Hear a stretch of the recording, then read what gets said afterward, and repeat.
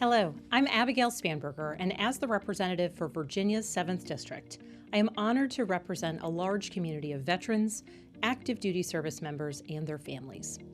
I want to take a moment to discuss the bipartisan Honoring Our PACT Act, which was recently signed into law.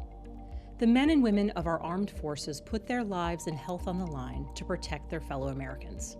Through their selfless service to our country, many of our service members were exposed to burn pits, Agent Orange, and other toxic substances. For decades, our nation's toxic exposed veterans and veterans advocates have fought to make sure that these heroes get the same level of care as everyone else who puts on the uniform. The Honoring Our PACT Act, which the President signed into law last month, expands healthcare eligibility through the U.S. Department of Veterans Affairs, the VA, to veterans who were exposed to toxic substances during their service. That means that more than 3.5 million post 9/11 combat veterans will now be eligible for additional VA healthcare benefits.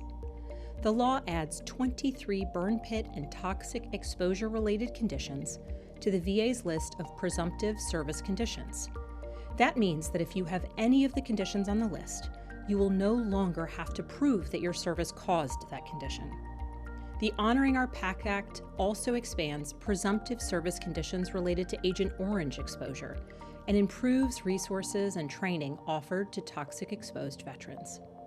With this legislation now law, we are making decades overdue progress to help the VA fulfill its promise to care for all Virginia veterans who have borne the battle.